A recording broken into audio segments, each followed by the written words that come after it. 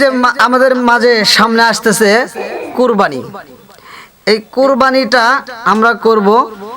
কুরবানিটা কার উপর ওয়াজিব, কোন ব্যক্তিটার উপর এই কুরবানিটা ওয়াজিব আমরা অনেকেই জানেন। প্রতিটা নবীর বেলায় দেখছেন, এই যে মুসা নবীর জামানায় কুরবানি হলো, ঠিক এরকম কুরবানি আল্লাহ তাআলা এই কুরবানিটা আল্লাহ পছন্দ করেন। পূর্ববর্তীতেও ছিল, এখনো আছে, থাকবে, কিয়ামতের আগ পর্যন্ত এই সিস্টেমটা চলবেই। কুরবানিটা কোন ব্যক্তির উপর ওয়াজিব আমরা অনেকেই জানি না, বিধায় এই ভুলগুলো আমরা করি। ভালো করে শুনে নেবেন। কুরবানি হওয়ার ওয়াজিব শর্তগুলো যাদের উপরে, এক নম্বরে অর্থাৎ বলা হয়েছে, এক নম্বরে মুসলমান হওয়া, আইয়াকুনা মুসলিমিন। আল্লাহ তাআলার রাসূল বলেছেন আইয়াকুনা মুসলিমিনা, অর্থাৎ এক নম্বরের শর্ত হলো মুসলমান হওয়া। দুই নম্বরে আইয়াকুনা হুররা, দুই নম্বরের শর্ত হলো স্বাধীন হওয়া। অমুসলিমের উপরে কুরবানি ওয়াজিব নয়।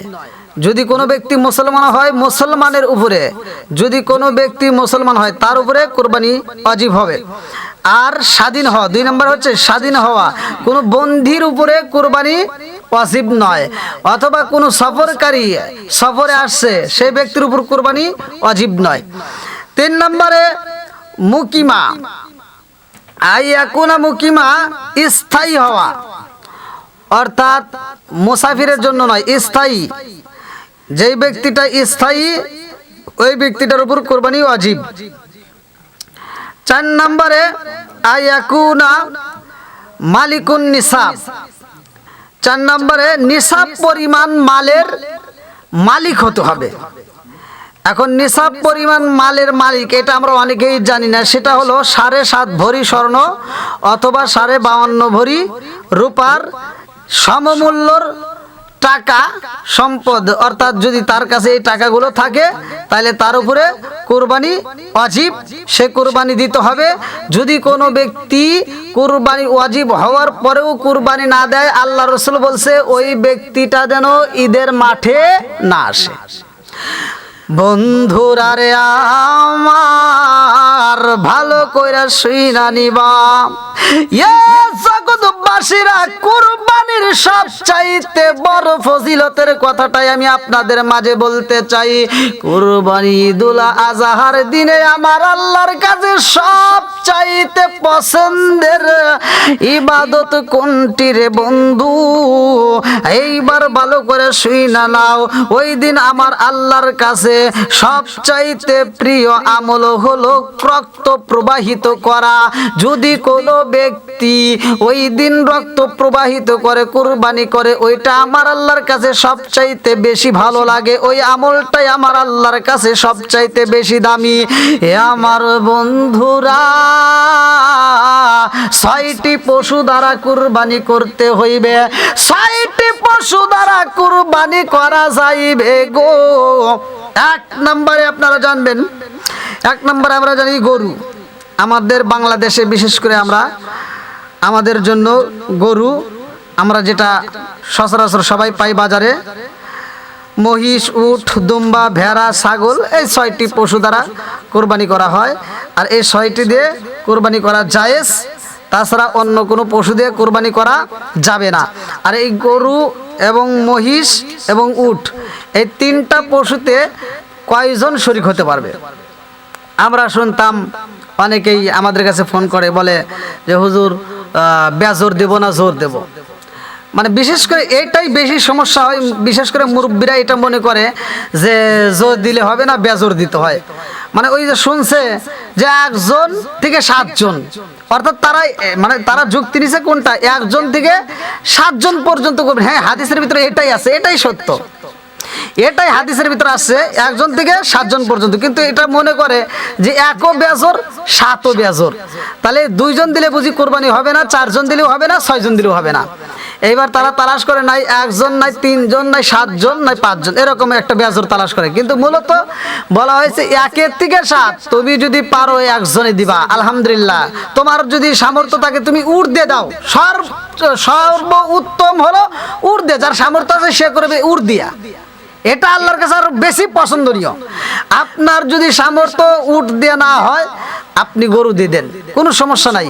এইবার গরু দিয়ে যদি দেন, উট দিয়ে যদি দেন, মহিষ দিয়ে দেন, তাহলে একের থেকে আপনি 7 জন পর্যন্ত শরিক হয়ে এই কোরবানিটা দিতে পারবেন, এর ভিতরে কোনো সমস্যা নাই। 1 2 3 4 5 6 7 অর্থাৎ 7 জন মিলে শরিক হতে পারবেন। একের থেকে আপনি 2 জনে দিতে পারবেন, 3 জনে দিতে পারবেন, 4 জনে দিতে পারবেন, 5 জনে দিতে পারবেন, 6 জনে দিতে পারবেন, 7 জন মিলেও দিতে পারবেন, কোনো সমস্যা নেই। আর একটা হলো, আমরা অনেকেই গরু কেনার পরে হয়তো আমরা গরুটা কুরবানির উদ্দেশ্যে বাগে হোক আর আমি একা হোক কেউ কিনে ফেলাইছেন গরুটা গাভী, গরুটার পেটে বাচ্চা আছে, সে অবস্থায় আপনি যদি নিয়ত করে থাকেন যে আমি কুরবানি দেবো, কোনো সমস্যা নাই, আপনি কুরবানি দিবেন। এবং গরুটা কুরবানি দিলে গরুটার পেটে যে বাচ্চাটা হবে সেই বাচ্চাটা যদি আপনার তাজা হয় অথবা মৃত হয়, তাজা হোক তবুও কুরবানি দিবেন, আবার মৃত হলে তবুও খাইতে হবে, কোনো সমস্যা নাই। তাজাও আপনি খেতে পারবেন, মৃতও আপনি খেতে পারবেন। অর্থাৎ যেই গরুটা আপনি কুরবানি দিলেন ওই গরুটার পেটের যে বাচ্চা হবে তাজা হলেও আপনি খাইতে পারবেন, মৃত হলেও খাইতে পারবেন। এবার যদি অনেকে মনে করে যে আমার রুচিতে মন চাচ্ছে না, আমি খাইতে পারবো না, আপনি না খেলেন, কোনো সমস্যা নাই, তবে খাইতে পারবেন, এটাই হাদিসের ভিতরে উল্লেখ করা আছে, কোনো সমস্যা নাই। 3 নম্বরে অনেকেই মনে করে কুরবানি গোশত দিয়ে অনেকে বিবাহর অনুষ্ঠান করে। দেখবেন এই সময় বিশেষ করে অনেকেই এইটা করে যে কুরবানির উদ্দেশ্য হলো অনেকে নিয়ত করে যে ছেলে হোক মেয়ে হোক বিয়ে দেবো, এই কুরবানির অনুষ্ঠানেই আমরা কাজটা সেরে ফেলবো। এইটা কিন্তু একটা গুরুত্বপূর্ণ কথা, ভালো করে শুনবেন। বলা হয়েছে যে অনেকেই এটা মনে করে যে কুরবানি দেব আমি আল্লাহর রাস্তায় দেব, ঠিক আছে, কিন্তু এই কুরবানির গোশত আমি আমার এক কাজে 2 কাজ করব। এক কাজে আমরা 2 কাজ করবো, অর্থাৎ কুরবানিও দেবো, আবার ছেলে হোক মেয়ে হোক আমি বিয়ে করাবো, এই কুরবানির গোশত দিয়ে আমরা অনুষ্ঠানটা সেরে ফেলবো, অলিমা। ঠিক যদি এরকম কারো নিয়ত থাকে যে আমি কুরবানি করব, কুরবানির গোশত দিয়ে আমি বিয়ের অনুষ্ঠান করব, আমার ছেলে হোক মেয়ে হোক আমি এই অনুষ্ঠান করব কুরবানির গোশত দিয়ে, এরকম নিয়ত করে যদি আপনি কুরবানি দেন, আপনার কুরবানি হবে না, হবে না, হবে না, এটাই সত্য, আপনার কুরবানি হবে না।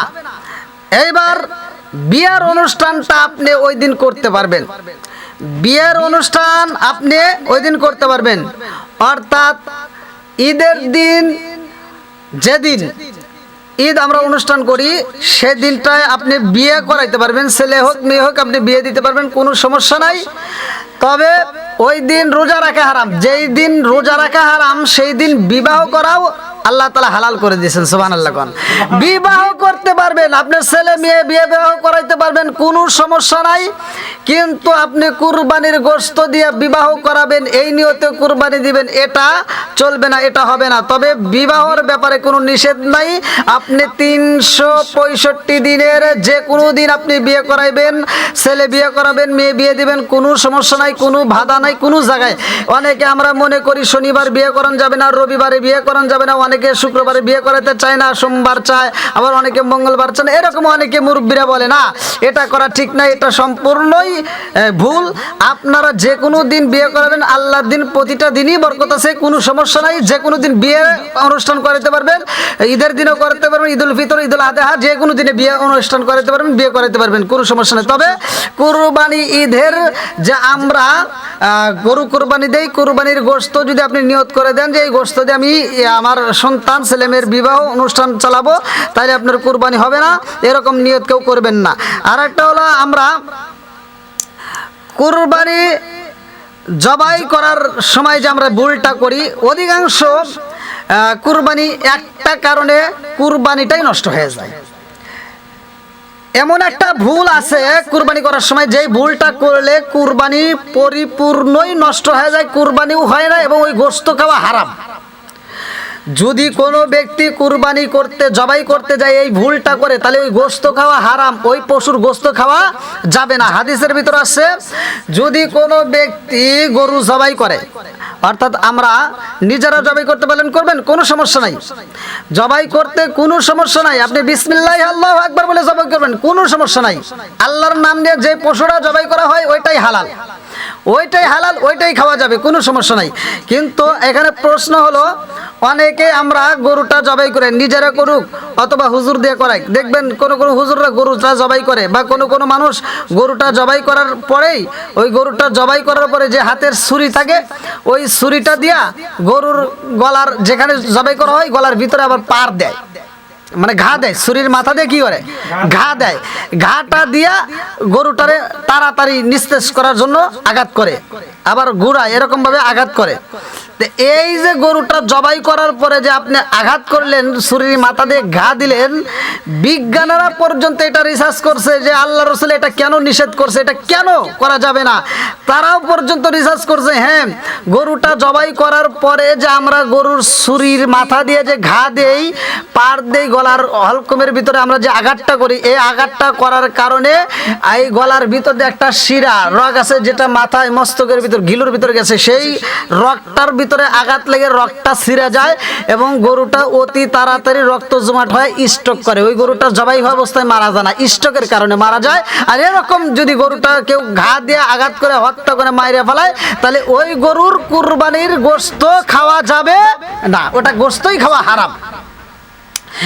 এটা শুধু কুরবানির ক্ষেত্রে নয়, এটা ব্যবসায়ী ভাইরা যারা গরু জবাই করে, যেই ব্যবসায়ী ভাইরা তারাও কিন্তু এই ভুলটা করে। অনেক ব্যবসায়ী ভাইরা গরু জবাই করার পরে ছুরি দিয়া গলার ভিতরে এরকম পার দেয়, আঘাত করে, ঘা দেয়, আঘাত করে, এটা করা যাবে না। আর এরকম যদি কেউ করে, আসলে আমরা কি খাচ্ছি আল্লাহই ভালো জানে, এরকম যদি কোনো ব্যক্তি করে, কোনো ভাইরা ব্যবসায়ী ভাইরা যদি এরকম করেন, তাহলে কিন্তু ওই গরুর গোশতটা খাওয়া হারাম, ওটা খাওয়া ঠিক না। তাহলে আমরা কুরবানি দেব, আমাদের কুরবানির ভিতর যেন কোনো ভুল না হয়, আমরা সঠিকভাবে কুরবানি দেব।